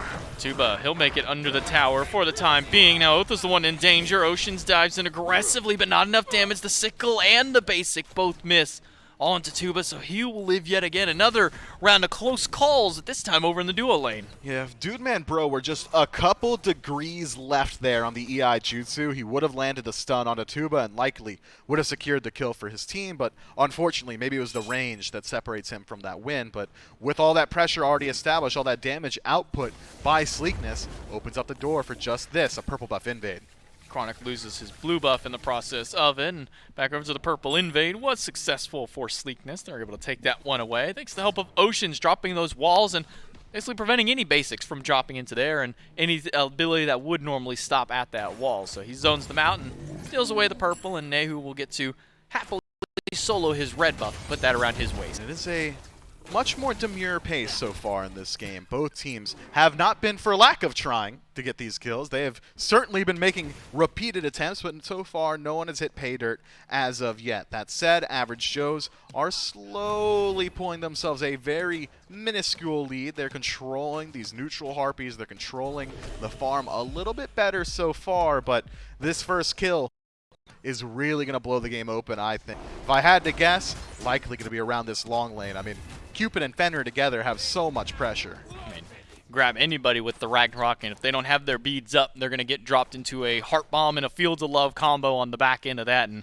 pretty much anybody, tank or not, is going to be dying to that one. So waiting to see when those level 5s will start ticking over for the duo. Meanwhile, mid lane has already ticked into level 6 for Neu just because of the nature of how much free farm Oath has given him. I don't think I've seen Oath in the lane yet. No, Nehu is very privileged in the fact that his jungler is kind of give him the Shito treatment. Just, look, man, farm up, carry me in the late game. Mages are so strong here in Season 8 that it's legitimately one of the best strategies that a jungler can employ because the mage itemization trees right now, especially in the current patch with Benevolence being available, is just so strong. I mean, they've got great power options, great utility options as well, and a Zhongqi with a lead has a ton of consistent damage output. What he lacks in objective secure, he makes up for in teamfight. And I wish I was this privileged as a mid laner to get all this free farm. But instead, in my games, when I try and go for some free farm into the mid lane, there's 4 people on me. Like, there's a couple people on top of Uzi here. Ultimate out of Oath. Chronic still holding on to his, but Sickle is too many slows and too much damage. Uzi falls down for first blood. Winds of Shamash not available, so might as well run him down. Not very survivable yet is Uzi. Is starting to work his way into the defensive tree, but as of right now, that fighter mask is the main stat stick for him and immediately punished for it. If your hero's leap is down, you just don't have a lot of survivability in this lane, and Chronic helps set up that kill without even having to expend his own ultimate. This Omana is so safe. And they might be looking for Elion too. Gets a Deathbane away after the Cobra's kiss, but he walks back in immediately to him. Chronic gets a big help from the support, getting a nice wall. Uzi has made his rotation back in. Oath able to walk out, but he's stuck inside the winds, and Uzi is able to pick him up because of it. Trading it out on a 1-for-1. Now looking over for the blue buff. Oceans and Chronic can steal that one away from Uzi and maybe look to get a kill on top of it. Blue buff picked up by Chronic, but he's low in health, low in mana. But luckily for Chronic, he does still have that Colossal Fury if they keep going. I can't believe Leon walked back in. It looked like to me he was just out. I mean, he dashed away, avoided the tether, could have just walked into his tower, but immediately turns back around, goes for the ultimate, maybe thinking that Uzi was going to get there a little bit sooner, and maybe thinking that the Earthen Fury proc had already ticked. Well, both things were wrong. Uzi took a little bit too long to get there, and Earthen Fury chunks this Surcat for the majority of his HP bar, and Leon falls so quickly inside of that one. All that said, despite being 0-1 to 2-1, it's pretty even across the board, maybe about a half level in favor of the Osiris. And Leon says, thank you for the troubles. I will go ahead and take that mid-camp for myself. Thanks for doing all the damage for me there, Nehu, with an easy Cobra's Kiss to take that.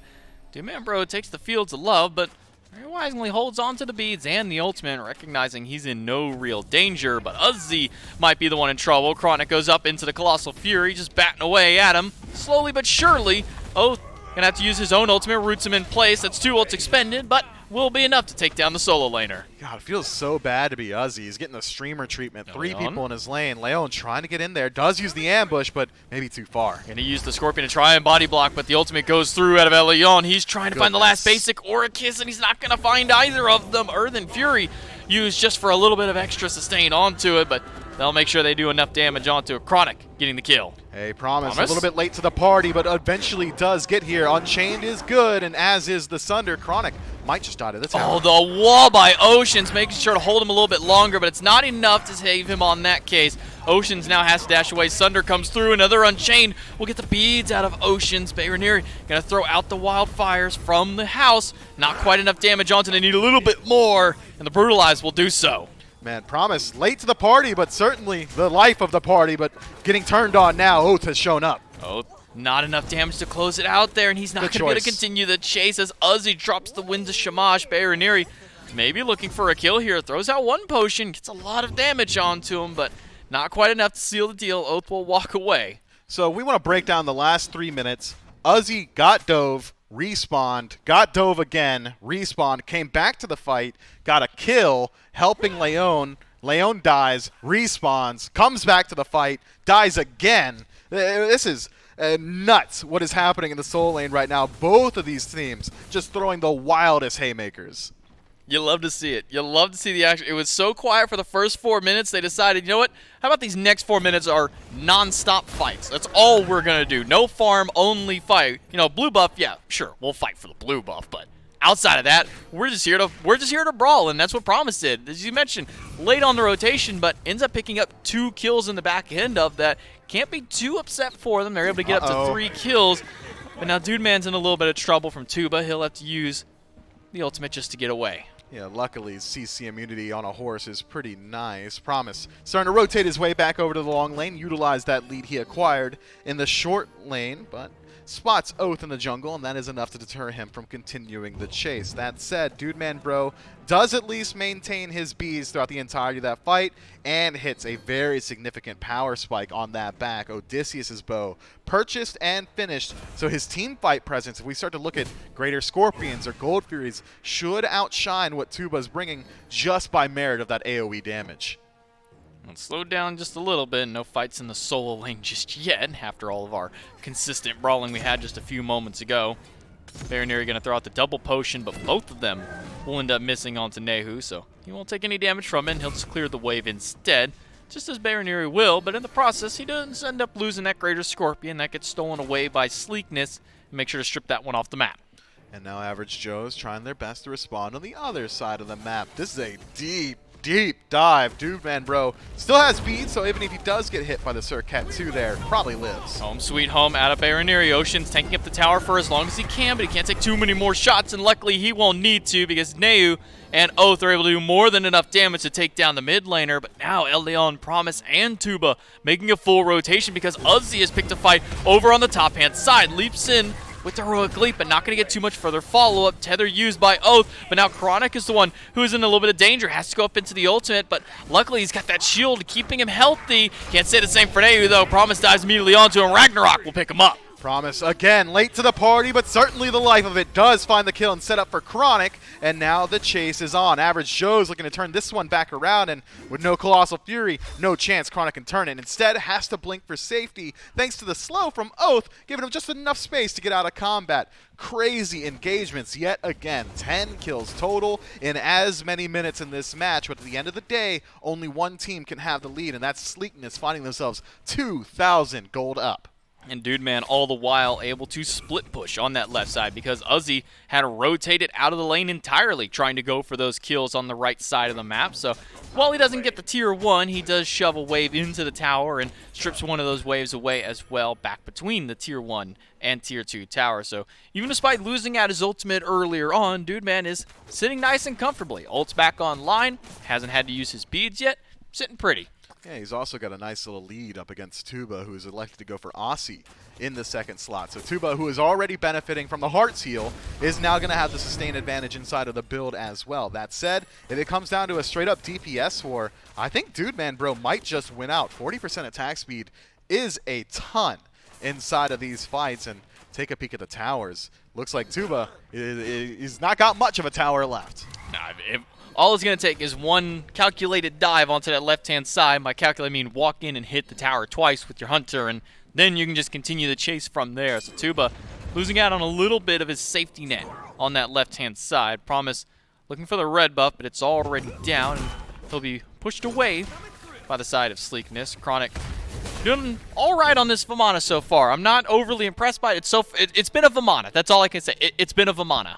Yeah, well, he's participated in 5 out of the 6 kills in the soul lane. I'd say it's impressive. Maybe not as impressive as 5 out of those 6 kills were inside of the soul lane. Uzi and Leon getting caught up in a blender, if you would, a little bit earlier on. But Chronic is itemizing very well. He's getting good trades off, and again, setting up for a gank. Up into the ultimate goes Chronic, and to tank up the tower as Uzi is, Lord. again, the primary target for these two players. He has been the only one they've been solely focused on. He will fall down yet again, now 1 and 3 for the solo laner. Yeah, he goes for a offensive relic inside of Blink, and, well, he's getting punished for it now. Talisman of Energy is the selection from Uzi, and up against Oath and Chronic doesn't help out a whole lot. No. It gets immediately chased inside of that tower, and Chronic isn't even necessarily having to deal too much damage. Does have the Berserker shield, so he is chunking with his auto attacks, but just tanking up the tower is finding the value and allowing Oath to set himself up for some pretty nice kills. Pyromancer now going the way of Sleekness. Let's see over under on a Frostbound Hammer coming out of this Vamana. I think it's pretty if anyone's building Frostbound, it's gotta be Uzi, right? Like it synergizes so well with Gilgamesh, but You don't think, you don't think Chronic will go in? No, I don't. You No? know what? I don't think it's gonna happen. I think it could happen. I don't think it will. Okay. Well, we'll see how it goes and how it pans out for him onto it. He does Okay, have the so, Shoguns, well, because Witchblade. and so far you're lucking out onto this one, looking at going towards the Witchblade on the side of Chronic, as you mentioned to it. So for now, you're an item safe at the moment onto it. We'll see where it pans out from here. Oh, by the way, 14 minutes in, and we're just now seeing that Scorpion go down. Usually not the case, but all the action's been on the other side of the map, so maybe no surprise seeing it finally fall down over here. I mean, generally a hunter would just walk over and spawn the objective on their Do a lot own. of I mean, damage. Tuba heals, so like it wouldn't even be a risk, as Dude Man Bro is at risk here. Promises damage is nuts. That's a support, by the way. Up to the Ragnarok, he will go, and gonna get the purification beads out of the Hunter, so Promise at least got what he came for, and that's maybe not necessarily a life, but a relic away. But now he's in danger, surrounded by 4, gets away thanks to the help of the Fields of Love with Tuba. Promise makes it out just in time for now, but a stun can still come through. Doesn't even need it. Oath will find the sickle, but Elion is hunting for Nehu on the bottom end of it. The root comes through from Oceans. Might be enough to save Nehu's life. Tuba manages to get him with the Heart Bomb, but Oceans picks up Elion in the process, and now it's Tuba trying to sustain, but that Aussie's not quite enough for you. Triple kill for Oath. Yeah, Oath is making this Osiris look so good. He isolates 2 members in the back that fight, wins the 1v2, and now finds himself in a position where they could look towards the Gold Fury. That is interesting. I was really expecting Sleekness to head over immediately, especially with Chronic on the rotation in, but maybe as Uzi has rotated as well, a little bit too much threat. Doesn't want to take it, and I think they're wrong to do so. Clearly Chronic can handle this guy on his own. Able to push him away. Does have, a 2-level lead over him, so a little bit healthier just by nature of base stats alone.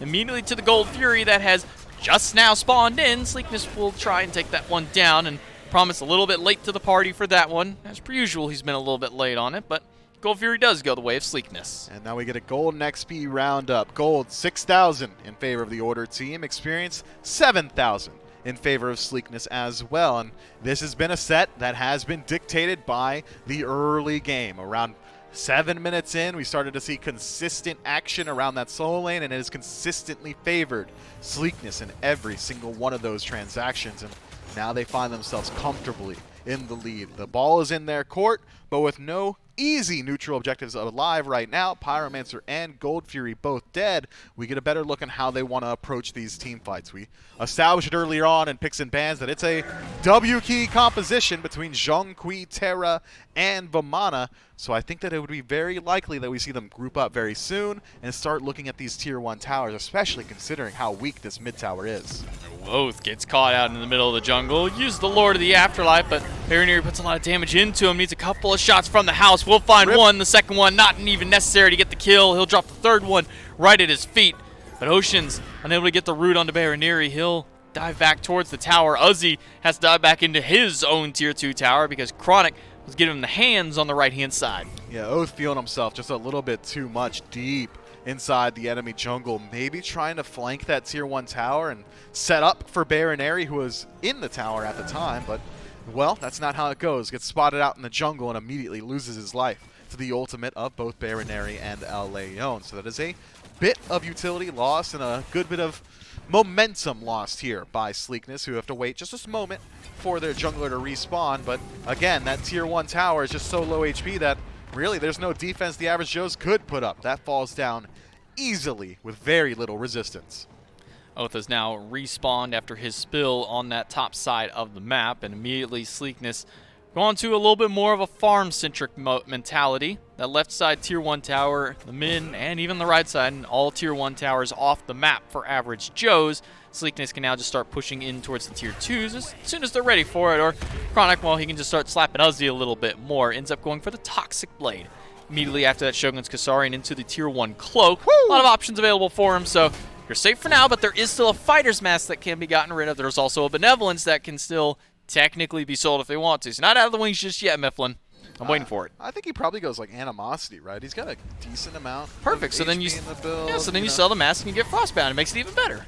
I mean, it would, but you could also go like Sledge or something, or maybe just Fire Giant. That's exactly what Sleekness are looking for. Promise up into the Ragnarok, looking for one, but the bite is going to be CC immune down. Sleekness get the Fire Giant, and Promise will fall down as well. Uzi locked in place, and the drop kick won't save his life as Oath picks him up. Uzi falls down because of it, and Baroneri on retreat, but Chronic is going to be the one to chase him down, forces out the home sweet home wall, will stun Elion in place.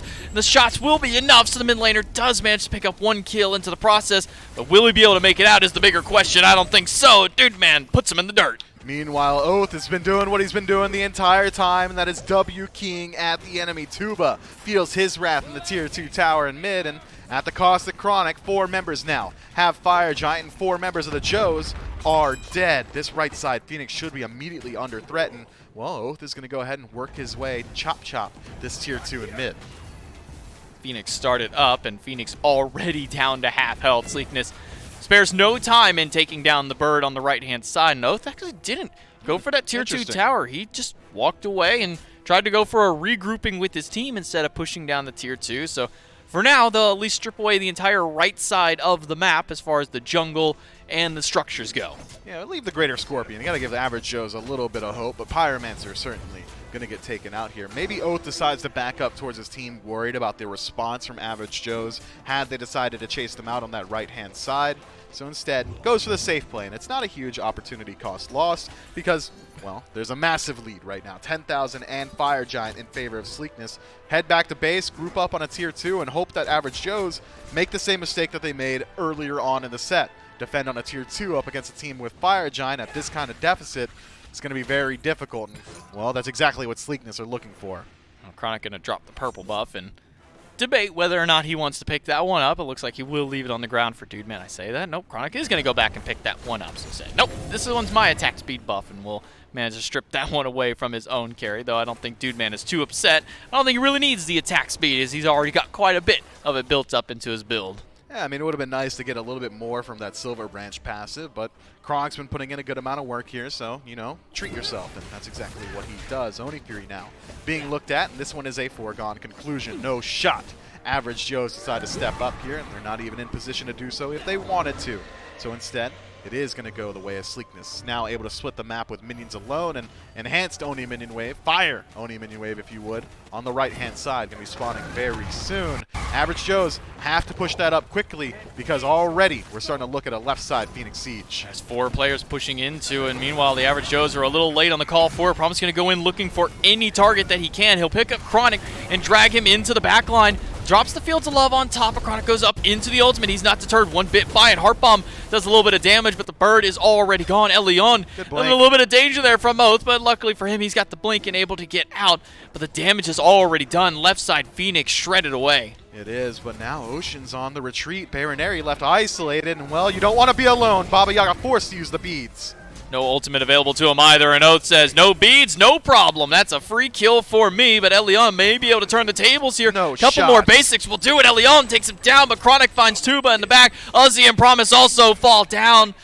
But not before Promise can take one alongside him. Now, it's only 3 to try and push against this Titan, but it's just a lone Elion here onto the Circuit. A lot of single target damage coming through. Will he have enough damage to stop them away? He'll at least push Oceans out for the time being.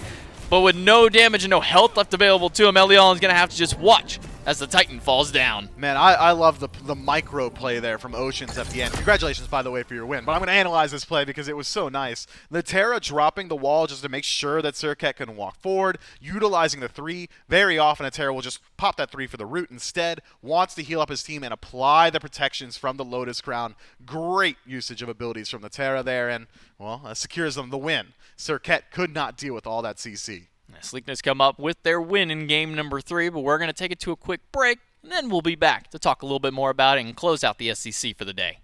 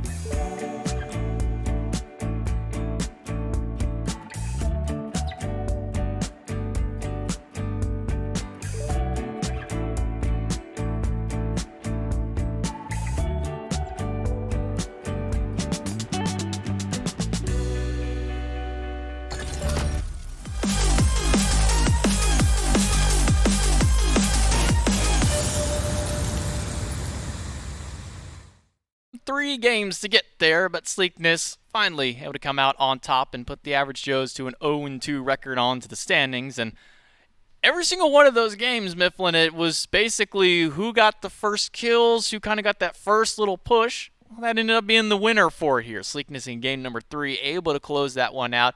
And about the same amount of time we've seen all the other games, around this 25-minute mark. Yeah, it's just early game potential. That's all it was. Whoever, you already said it. Who got the first kill, who found that first little sequence one, and well, that's exactly how it pans out in Game 3 as well. Special props to exactly who you're seeing on the screen right now, because they were the originators of all that aggression. There's a reason you're seeing so many clips inside of the Soul Lane. That's where all the fighting happened, and unfortunately for Leon and Uzi, I don't think they won a single skirmish over there. They had some potential for it. Promise was kind of able to help them out in one of those earlier ones, but outside of that, it wasn't so hot over there for them into the solo lane. And I kind of talked down a little bit on this Vamana. I'll apologize. It looked really good. It did Vamana things, and that's what you want the Vamana to do. Maybe some other solo laners could have done it, but Chronic did it the best that he could and looked really damn good on it. Yeah, generally, though, when you have that much emphasis on the Soul Lane, and again, that Vamana was just there to be a tanky wall, just to sit inside the tower and make sure that they can dive for like 10, 15 seconds, utilize that healing from the Colossal Fury. If you put that much emphasis in the Soul Lane, generally, teams will respond by heading over to the Gold Fury, but, I mean, you highlighted it perfectly throughout that match. Greater Scorpion went down Gold Fury's side at like the 15-minute mark. So Gold Fury didn't spawn itself. It's like 16.5 minutes into that game, which means that there was no response from the Joes. They just had to keep going over to the Soul Lane, and, well, that's exactly where Sleekness wanted them. And as we take a look at the standings here, we can see Sleekness now at a nice 1-1, put themselves at a 50% win rate here into division. We still have another couple of games coming through for the North American side. We'll have one Sunday morning, and then we'll also have one Sunday evening after the SPL onto that one. We'll have the Winter Dogs and Tiburones first, and then we'll also have the Herculean Hooves and the Sturdy Artisans, the number 1 and 2 seed from the last phase coming in there. That should be a big game on top of that one, so you'll want to be sure to stick around for those. But it's not the only action that we have today, Mifflin. We still have the SPL, kind of the big one, and a really big game to start it all off. Olympus Bolts going for their 9th consecutive win. No losses into there, no sets dropped. Aiming for the undefeated streak, but they still have to win today. They've got to win Sunday as well, and then they've got to win one more to be the all-time streak. Yeah, so if Olympus Bolts get through the Camelot Kings, I think that will be their biggest hurdle in establishing this longest win streak in SPL history. Tartarus Titans may be a little bit more of a matchup that the Bolts are favored in, so this one has a lot of weight towards it. And just to reiterate, if they win both games, both sets this week, they tie the longest win streak so far here in the SPL, win one more set next week, and they're going to have it themselves. And it was, what was it, Season 2 Energy that currently holds the record? Yeah, it's been a hard record to beat, so I think the Bolts might be able to hold on to it for a while if they get it.